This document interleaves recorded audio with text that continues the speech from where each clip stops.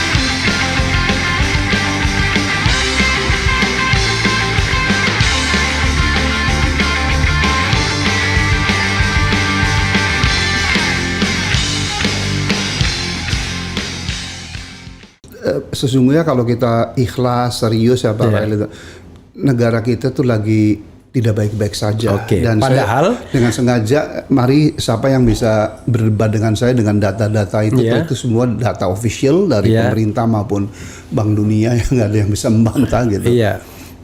Padahal kita memenuhi segala syarat untuk menjadi negara makmur. Jadi kita tuh, Refli, kalau saya boleh share ya, dan para pemirsa, sambil minum Prof, nggak apa-apa Prof, santai-santai aja. Mungkin bangsa yang sangat disayang Allah itu. Karena kita satu-satunya negara yang punya 3 potensi pembangunan yang lengkap. Pertama adalah dari segi jumlah penduduk. Kita kan terbesar keempat, hampir 280 juta ya. Ada bonus demografi lagi. Artinya kan itu potensi market domestik kan itu yang besar. Yang kedua adalah kita resource rich country. Berapa penduduk kita ya, Pak? Sekarang 278,4 juta. 278,4 juta. Itu dimana kalau dengan utang pemerintah aja, setiap bayi diwarisi 30 juta. Hanya utang pemerintah itu, belum BUMN, belum kewajiban. Publikasi dari Kementerian Keuangan bulan lalu ngerikan di Kompas bahwa untuk cicilan bunganya aja, ya kan setahun ini nih, 2023 kita bayar 470 triliun, bayangin guys. Dan dengan bunganya aja belum dengan pokoknya itu 800. Bisa 800 exactly. Padahal APBN kita kan hanya 3.500 gitu ya. Jadi kita punya ruang fiskal sebenarnya 2.700 triliun. 50% tuh gaji, ya kan. Jadi hanya 1.350 triliun. Bayangin bagi seluruh Indonesia di sekian sektor. Kayak sektor kami, kelautan perikanan, tahu nggak, Refli? Hanya 6 triliun itu. 6 triliun. Jadi the largest archipelagic state in the world ya, dengan laut 77%, anggarannya hanya 6 triliun. Berarti kan hanya 3 triliun untuk anggaran pembangunan, kan 50%. Kalah dengan KPU yang bisa sewa private jet itu. Tuh, gelo kan. Jadi memang nggak bener manajemen negara ini menurut saya sih ya, dari. Nah itu jadi satu itu kita penduduknya besar, dan Cina membuktikan, dan India itu dengan penduduk besar itu berarti ekonomi harusnya tumbuh baik. Jadi bukan liability ya? Harusnya menjadi potensi. Kebalikan liability apa tuh? Bonus apa ya? Artinya keunggulan, hal yang positif ya. Advantage ya. Comparative advantage. Exactly. And then yang kedua, kita resource rich, bayangin 40% nikel adanya di kita, 70% geothermal ada di Indonesia, 40% nikel Indonesia, yang kata Faisal Basri tidak ada negeri setolol ini. Dia bilangnya setolol ini karena dari tata niaga nikel itu 90% ke Cina. Iya betul ya. Kenapa Cina? Cina itu karena mau memberi kickback Kalau negara maju kan nggak boleh, Ref. Iya, Ini karena dia belum punya apa udah ini. Gitu. Iya, dia punya punya GCG yang, Dan itu yang saya baik gitu ya, kalau negara maju. Yang mau nangis di situ kalau Refli lihat kan kayak itu Morowali segala macam. Saya pernah 3 kali mendampingi Ibu Mega ketemu langsung dengan Presiden Jinping. Iya. Saya swear orang baik tuh, orang baik, pekerja keras dan seterusnya. Jadi artinya kalau pejabat kita pejabat tinggi negara kita waktu kontrak agreement tuh mengutamakan national interest, maka persoalan tenaga kerja ini kan bayangin harusnya kan di tenaga kerja kan maksimum tenaga asing kan 5%. Yang di Indonesia nggak ada lah. Ini bener Pak JK tuh sampai tukang paku aja, tukang semuanya cangkul datang dari sana. Kemudian mengenai transfer of teknologi nggak ada mekanisme itu. Kemudian profit sharing ya. Nah kenapa? Karena tadi hampir semua pejabatnya tuh ikut saham kosong di situ. Saya pernah tulis di Kompas juga. Itu di situ ditulisan transfer struktur ekonomi gitu. Nah jadi sebenarnya yang tolol itu bukan negara, yang tolol itu masyarakat. Nah yang ketiga, kalau pemerintahnya pinter itu, kalau dapat saham kosong pinter. Untuk diri sendiri bukan untuk diri sendiri. Nah yang ketiga kalau boleh saya lanjut ya, kenapa kita itu disayang Allah ya? Yang ketiga itu dari posisi geoekonomi, Refli. Mungkin bukan orang kelautan nggak tahu, tahu nggak Refli? 40% dari seluruh barang, produk ya, komoditas yang diperdagangkan seluruh dunia 40% tuh melalui laut Indonesia, Refli. Melalui ya? Laut Indonesia gitu. Oh berarti Selat Malaka itu sangat strategis. Busy. Saya lagi-lagi pernah nulis di Kompas itu setiap hari minimal 200 kapal itu. Terusan tapi yang menang Singapura. Iya, karena dia providing sarana prasarana yang bagus, world class, betul. Pelabuhan Singapurnya. Sama Malaysia aja kalah kita. Iya, sama gitu. Port Klang. Nah, pejabat tinggi kita hanya untuk tambah labu kapal sebentar, buang air balas, wah tepuk tangan sejam dalam sekian. Ya menurut saya benar-benar menjijikan. Minum Prof, sebentar Prof. Nah harusnya kan kita bangun dong pelabuhan minimal seperti Port Klang ya, sehingga kalau sekarang 80% kapal yang lalu lalang ke Selat Malaka itu bertambat labu ya, beli telur, beli air di Singapura, kita bisa ada 30%-nya. Bayangin bisa creating job itu jutaan orang tuh, Refli. Kalau kita punya pelabuhan sekali Singapura ya. Minum dulu Prof. Saya kalau udah gini semangat. Itu tisu dalam butuh. Karena saya itu anaknya orang miskin, nelayan ya. Tapi qadarullah pernah jadi menteri dan saya pun tahun 95 nggak baca CV saya. Alhamdulillah Refli tahun 95 saya dikasih hadiah Pak Harto sebagai profesor dosen teladan nomor 1 seluruh Indonesia. Oke. Prof berapa tahun jadi profesor? Saya sejak 2003 Refli itu. Umur berapa ya? Udah lama. Saya one of the youngest professor lah. Kalau saya mau sebenarnya umur 36 udah ini. Jadi qadarullah Refli waktu saya dosen tuh dosen terlaris seluruh Indonesia. Iya. Freeport saya yang mendesain soal tailing disposalnya, Newmont yang submarine tailing disposal di Selat Malaka yang menentukan itu. Bahkan AMDAL 7 hektar tuh saya ketua timnya untuk supaya harusnya 100.000 hektar saja. Nah jadi makanya tadi sebenarnya passion saya itu guru besar gitu dan qadarullah sejak saya SD, SMP, SMA 2 Cirebon, IPB saya lulus terbaik terus sampai di Kanada. Makanya salah satu ya atau mungkin yang utama kebahagiaan dunia saya waktu saya diangkat jadi menteri zaman Gus Dur, Bu Mega tuh saya kan waktu itu pure dosen bukan dari politik. Itu aja Refli bahwa generasi muda tuh merasakan sistem meritokrasi. Oh jadi kalau kita ingin menjadi someone tuh harus teladan, harus kerja keras, harus ikhlas, harus soleh gitu kan. Nah sehingga kalau sekarang iya kan sekolah aja nggak bener gitu ya, umur dipaksakan harusnya nggak memenuhi jadi wapres. Can you imagine itu Rafi? Demi Allah itu aja yang saya ngeri dengan rezim sekarang itu. Kalau orang-orang yang tidak berkapasitas, kita orang masih punya orang semacam Gita Wirjawan, Dino Pati Jalal gitu. Kalau soal ini tanding-tandingan memimpin negara gitu ya Allah Robbi itu aja gitu mau dikemanakan. Padahal negara kita itu negara yang jadikan rebutan oleh kapitalisme, oleh musuh-musuh negara gitu. Geopolitik harus kita kuasai, bagaimana memanage manufacturing gitu. Jadi sangat kompleks ya. Tapi Prof ya, di Indonesia ini program sebaik apapun itu nggak akan jalan kalau korupsi. Exactly ya. Jadi kalau misalnya kita bikin program baik, ya kan? Katakanlah ada satu orang yang ingin mendesain baik, tapi baru satu level di bawahnya udah dibajak, nggak akan pernah jalan. Karena sistem nggak dibangun. Ya. Saya kan tahu juga ya, saya kan pernah fitnah itu, tapi kan orang tahu lah saya spesial punya makan uang dan mungkin saya the cleanest minister lah, silakan orang qadarullah ya, saya di dalam pun di ini ya.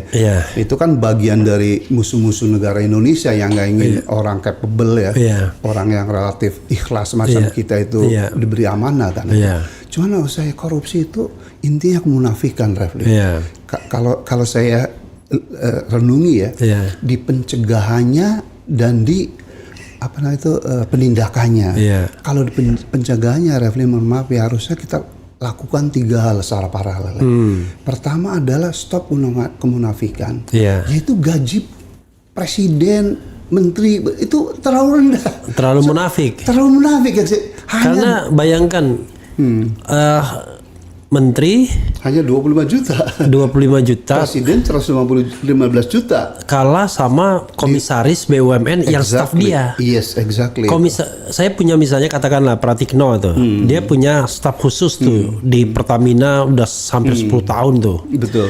Itu gajinya plus tantiem kalau dia prorata per bulan itu lebih dari 1 miliar. Betul. Jadi kan nggak masuk akal. Masa menterinya cuma puluhan juta? Tahu nggak jawabannya? Karena kemunafikan tadi. I know, jadi subsidi silang. Jadi makanya demi Tuhan saya berharap ya, harusnya yang dibereskan situ dulu, dan tapi bukan hanya peningkatan gaji, Refli. Yang kedua adalah reward and punishment-nya. Kalau gajinya udah tinggi, benar-benar ada orang korupsi dan korupsinya itu bukan karena politisasi ya, benar-benar melakukan korupsi, itu harus dihukum seberat-beratnya gitu. Yang ketiga tentunya teladan dari atas. Saya sangat terkesan tuh waktu 6 bulan sebelum hari H pemilihan presiden di Amerika antara Joe Biden lawan Donald Trump. Kan anaknya Joe Biden sakit tuh, Refli. Kanker, masuk rumah sakit ya. Cuman mau dioperasi, mohon maaf, itu di CNN itu udah public domain lah. Nggak ada uang si Biden tuh. Dia mau jual rumah. Nah, kata si Obama, Joe nggak usah jual rumah, aku pinjemin saja. Kata Obama, bro, buat kita orang negara yang mau maju harusnya, si Joe Biden kan 35 tahun loh jadi anggota DPR, jadi senator, pernah jadi wakil presiden, tapi hidupnya sedang-sedang aja, kayak Hatta. Jadi mau saya, kalau negara ini mau maju tuh ke depannya, kalau orang yang jadi presiden, ingin jadi menteri, jadi gubernur, ya harus dengan siap seluruh keluarganya hidupnya sedang-sedang aja, Refli. Nah, kalau mau kaya raya, monggo di entrepreneurship, di swasta. Jangan jadi pejabat publik. Kalau Anda jadi pejabat publik tambah kaya, Anda nggak kerja berarti. Nah, itulah salah. Tapi sekarang orang efeknya begitu, kalau pengusaha jadi pejabat publik itu untuk meningkatkan saham perusahaan dia. Nah, itu kan nggak benar ya. Itu yang harus diakhiri. Jadi sekali lagi, karena kita tuh potensi tuh harusnya we have every reason tuh, Indonesia tuh punya segala alasan untuk maju dan makmur ya. Kenapa kita belum maju makmur, bahkan makin sakit karena tadi pemimpinnya tuh majoritinya itu pembohong lah, tidak punya kapabilitas lah, dan tidak ngukur baju gitu ya. 1% orang kaya Indonesia itu total kaya 1% nih, sama dengan 50% kekayaan negara Indonesia ini. 50% kekayaan negara. Iya, kekayaan. Jadi hanya 1% orang terkaya di Indonesia itu. 50% kekayaan negara Indonesia. Total kekayaannya sama dengan 50% kekayaan Indonesia. Kan berapa angkanya itu? Sekali. Itu angkanya yang ada data pastinya gini. 4 orang terkaya di Indonesia, ya kan, kekayaannya sama dengan 40% penduduk Indonesia itu. Iya, itu ada data itu ya. Jadi dan dilihat dari koefisien Gini pun kita masih 0,4 sekian kan. Padahal kalau adil kan harus di bawah 0,3. Iya. Itu nah karena kesenjangan yang demikian lebar, kemudian pertumbuhannya pun rendah, harusnya minimal 7%, hanya 5%. Kemudian sifat pertumbuhannya pun nggak berkualitas, maka kemiskinan menjadi masif, Refli. Kalau menurut BPS tahun 2023 data terakhir ya, yang miskin kita kan katanya sudah 9,4% saja, atau sekitar 26,5 juta orang, Refli. Tapi garis kemiskinannya setelah saya lihat, rendah sekali. Jadi garis kemiskinan versi BPS kan hanya 580.000 per orang per bulan. Kalau Refli dan para pemirsa podcast yang baik ini lihat definisi garis kemiskinan, adalah sejumlah uang yang cukup bagi seorang Indonesia untuk membeli 5 kebutuhan dasar, Refli, itu ya. Pangan, sandang, rumah, kesehatan dan pendidikan. Ini untuk makannya sebulan. Saya tanya kalau ngajar di Uncen lah, di Syakwala lah, di seluruh Indonesia. Saya tanya, kalian cukup nggak sekali makan 3.500? Hampir nggak ada yang bilang, atau semua nggak ada yang bilang nggak cukup, Pak Rohmin gitu. Katakanlah cukup, berarti sehari kan 3 kali makan. 10.500, katakanlah 10.000 lah. Berarti sebulan perlu 300.000. Oh, kalau gitu untuk 4 kebutuhan dasar lainnya, itu sandang, rumah, kesehatan dan pendidikan, hanya 280.000, which is tidak cukup gitu ya. Jadi kalau yang realistis dan tidak munafik itu garis kemiskinannya yang didefine oleh Bank Dunia, Refli. Oke, berapa? $3,2 per orang per hari. Oke, itu kalau pakai standar itu berapa persen orang miskin Indonesia? Itu 38%, yaitu 112 juta. Dan itu waktu saya hampir setahun di Cirebon Indramayu, saya rasakan tuh betapa kemiskinan tuh yang benar itu adalah standar Bank Dunia, bukan standar BPS itu. Iya. Tadi, kalau BPS berapa dolar? hanya $1,2 Dan itu berapa persen kalau BPS? 9,4. Jauh Jadi sekali. jauh memang. Iya, gitu. iya, iya. Jadi ini menurut saya berdosa besar nih teman-teman BPS atau siapapun yang melaporkan presiden ya. Karena apa? Karena kalau presiden itu diberi laporan bahwa kemiskinan, Pak Presiden tinggal 9,4% lagi, pasti respons beliau lain kalau dikatakan sesungguhnya yang miskin masih 38%. Exactly itu. Ini jolim nih yang melaporkan, Bun. Hanya cari muka. Emang presiden nggak paham? Ya harusnya paham. Harusnya sih. 2017 saya pernah bersama Kiai Said Agil Siroja, kan dulu penasihat PBNU juga ya. Diundang Pak Presiden tuh, Refli, September 2017. Bahwa Presiden, karena ini kan katanya podcast tahun partai dengaling-aling kan. Itu true story itu. September 2017, right? Dan alhamdulillah Pak Presiden didampingi oleh sahabat saya, Bapak Profesor Pratikno itu. Mensesnek. Pratikno itu siapa? Mensesnek. Dan beliau memberi jalan karena merah ke saya. Karena waktu kami berdua datang di Said, Pak Presiden sama Mas Pratikno jemput kami di tangga itu tuh. 2017 masih agak normal pemerintahan. Terus si Mas Pratikno saya bilang Pak Presiden, Prof. Rohmin sahabat saya, waktu saya rektor minimal 4 kali saya undang beliau tuh untuk ngasih kuliah umum di UGM, dan saya jemput sendiri di airport, bener tuh. Kemudian sebelum kampus kita sarapan di Soto Ali gitu. Atas dasar itu jadi psychological barrier nggak ada kan. Singkat cerita, Pak Jokowi waktu itu sebenarnya topik yang ditayangkan saya itu mengenai kebijakan Ibu Susi gitu ya. Tapi sebelum itu beliau tanya mengenai itu, Prof. Rahmin, saya tuh aneh ya, sejak zaman Pak Harto kan kita sebenarnya, suaranya jangan dikecilin, Prof. Sebenarnya kan kita ingin memberantas kemiskinan ya, tapi kemiskinan kan masih tinggi gitu. Kalau menurut Prof gimana pendekatannya?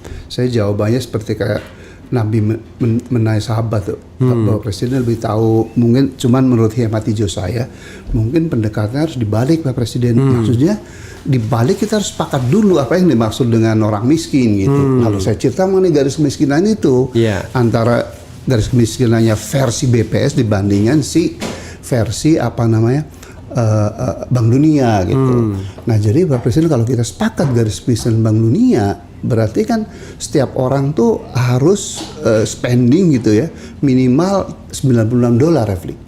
Iya kan? Per bulan. Per bulan 3,2 kali 30 hari kan. Nah, jadi kalau kurs rupiah sekarang itu sekitar 1,5 juta lah gitu. 1,5 juta. Nah, karena keluarga Indonesia tuh biasanya 5, Refli, yaitu ayah, ibu dan 3 anak kan rata-rata gitu ya. Nah, lalu biasanya di keluarga itu pun yang kerjanya ayah, Refli. Coba buruh pabrik, nelayan, petani gitu. Nah, jadi Bapak Presiden harusnya seorang pekerja di Indonesia itu 7,5 juta. Exactly. Wah, Refli ini benar-benar cum laude. 7,5 juta. Nah, lihat Refli, UMR atau upah minimum regional yang paling tinggi kan DKI. Berapa? 4,6. That's explain kenapa competitiveness industri kita rendah. Karena pekerjaannya itu selalu berpikir rumah gitu ya. Ini 4,6 juta hidup di Jakarta dengan anak 1 aja nggak cukup gitu. Nah, jadi harusnya kalau itu sepakat Bapak Presiden, maka Bapak harus instruksikan seluruh menterinya, terutama Menteri Ekonomi itu. Kalau misalnya saya Menteri Pertanian, harusnya Menteri Pertanian sudah punya rumus economic of skill. Petani sawah tuh berapa gitu. Nah, menurut penelitian IPB, ini contoh aja ya. Dan FAO tahun 2000, economic of skill usaha padi sawah itu sekitar 1,5 hektar, Refli. Kalau 1,5 hektar baru hasilnya tuh 7,5 juta. Oke. Fakta di lapang sejak tahun 90, garapan petani sawah di Jawa kan rata-rata 0,4. Jadi siapapun bupatinya, siapapun gubernur, menterinya nggak mungkin makmur gitu. I see. Nah, jadi itulah pentingnya transformasi struktural ekonomi. Tulisan yang saya kirim ke Refli itu saya tulis di Kompas. Jadi artinya kedepannya kalau negara mau maju tuh sektor primer, entah itu pertanian, perikanan, iya kan, kehutanan, peternakan tuh memang harus jumlahnya sedikit, Refli, tetapi dia modern. Nah, pertanyaannya, lalu surplus tenaga kerja dari sektor pertanian dikemenakan, itulah transformasi sektor ekonomi. Sektor sekundernya, manufakturnya dikembangkan, Refli. Nah jadi harusnya saya bilang waktu itu bahwa Presiden bisa menepuk dada semua kalau income rakyat Indonesia itu minimal 7,5 juta. 7,5 juta per bulan. Ya. Kalau pendapatan per kapita berapa berarti itu? Pendapatan per kapita ya dikalikan 12 saja ya. 12. Iya. Tapi pendapatan per kapita sekarang kita kan hanya 4.900, Refli. Jadi itu kita masih masuk dalam negara berpendapatan menengah menengah lewat sedikit. Menengah lewat sedikit aja. Nah, kriteria Bank Dunia maupun IMF suatu negara bangsa dikatakan maju makmur kalau pendapatan per kapitanya minimal 13.800. Can you imagine, kita baru 4.900. Syarat minimumnya 13.800. Jadi tahun lalu saya iseng-iseng ya, bukan iseng-iseng, jalan sama anak-anak ke salah satunya Austria kan. Namanya uangnya uang Indonesia ya kan. Dapatnya dari yang begini-begini lagi kan. Kok mahal sekali apa-apa ya kan.